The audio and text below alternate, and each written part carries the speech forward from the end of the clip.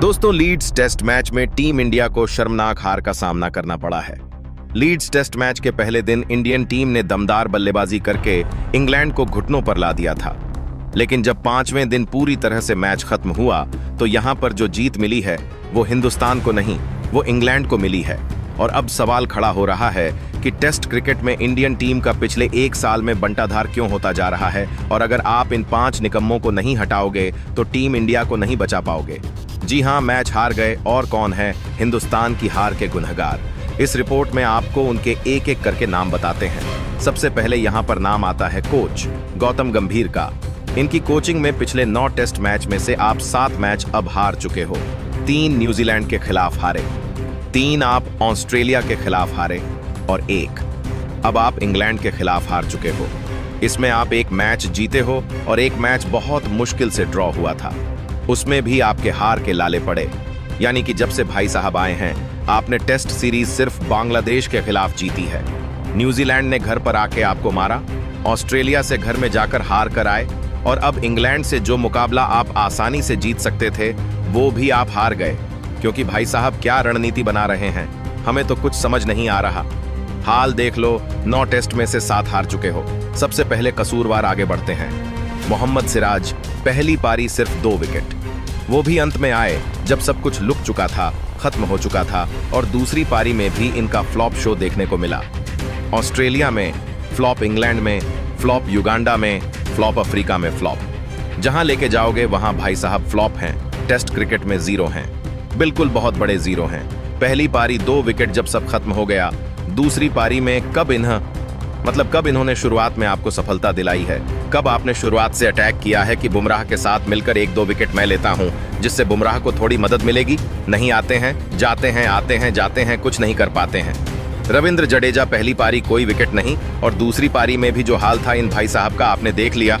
मुझे तो यह समझ नहीं आ रहा जडेजा को आप क्या करके खिला रहे हो। क्या वो बल्लेबाजी कर सकते हैं इसलिए खिला रहे हो, या मतलब क्या माइंडसेट है जडेजा को लेकर? अश्विन को तो थैंक यू हो गए। कुलदीप यादव आपकी टीम में प्रॉपर स्पिनर है, उनको नहीं खिलाना, लेकिन एक पार्ट टाइम स्पिनर को खिलाना है। आपने अर्शदीप को बाहर बिठाते हो, कुलदीप को बाहर बिठाते हो, ये गेंदबाजी में कुछ नहीं कर पाते, रन भी नहीं बना पाते, इसीलिए आप मैच हार जाते हो। तो ये एक और आपके कसूरवार हैं। आगे बढ़ते हैं। करुण नायर, पहली पारी 0 रन, दूसरी पारी 20 रन इंडियन टीम। पहली पारी में आप आखिरी के जो 7 विकेट थे 40 रन पे गवाए, उसमें से ये भाई साहब भी जिम्मेदार थे। दूसरी पारी में 31 रन पर 6 विकेट गवाए, ये भाई साहब फिर जिम्मेदार थे। इनके ऊपर जिम्मेदारी थी 5 और 6 नंबर पर आकर पूछ के साथ अच्छी बल्लेबाजी करने की इन्होंने मौका मांगा था ना। Dear cricket, give me 1 more chance. IPLL में चांस मिला, हाल देख लिया। इंडियन टीम के लिए चांस मिला, हाल देख लिया। आगे बढ़ते हैं। शार्दुल ठाकुर, पहली पारी इनको कोई विकेट नहीं मिला। क्या सिर्फ दूसरी पारी में जब सब कुछ खत्म हो जाएगा तब आप आओगे, अपनी गेंदबाजी का जादू दिखाओगे, फिर विकेट लेके जाओगे? पहली पारी में आपको कोई विकेट नहीं मिला। शुरुआत में भी आपने जिस तरह से रन खाए हैं वह भाई साहब, इतने बुरे हालात किसी गेंदबाज के नहीं। जितने आ रहे थे चौका खा रहे थे, आ रहे थे चौका खा रहे थे, वो तो ठीक है।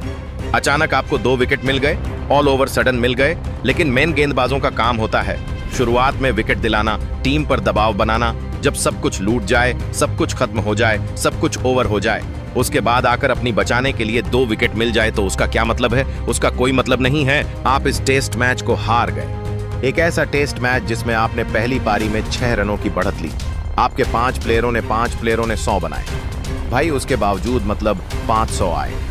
ऋषभ पंत ने तो 2 बार बनाए। पहली पारी में शुभमन ने बनाया, यशस्वी ने बनाया, पंत ने बनाया।